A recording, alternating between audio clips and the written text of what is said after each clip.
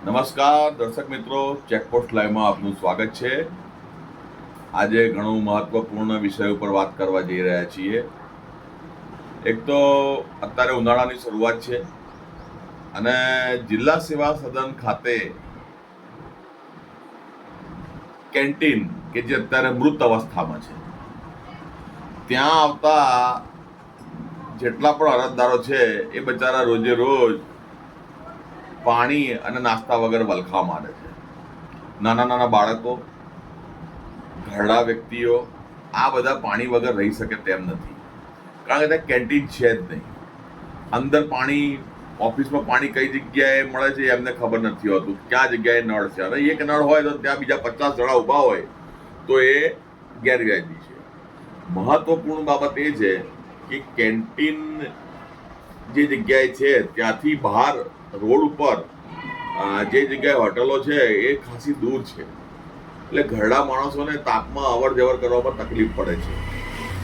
માટે જે કેન્ટીન છે એ બહુ જરૂરી બાબત છે અને આ બાબતે જે ઉચ્ચ અધિકારીઓ છે એ બહુ નગણ્ય બાબત ગણી અને કેન્ટીન શરૂ થતી નથી અને શરૂ કરવા દેતા નથી. કોઈ પણ બાબત હોય, તમારી સરકારી કોઈ પણ બાબત હોય, પણ પબ્લિક જનતા શા માટે હેરાન થાય? તમારા પોતાના પર્સનલ પ્રોબ્લેમને લીધે જનતા શા માટે હેરાન?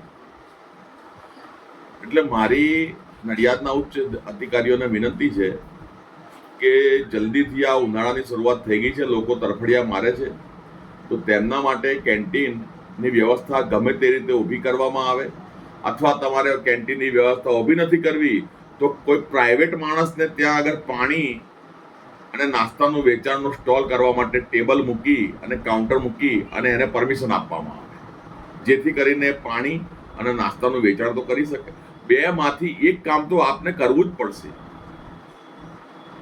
આપ આટલા મોટા અધિકારી છો, આટલા મોટા અધિકારીઓ આટલી મોટી મોટી પોસ્ટ ઉપર બેઠા છો, આપને થોડીક તો દયા હોવી જોઈએ કે નહીં? જનતા ઉપર, અરજદારો ઉપર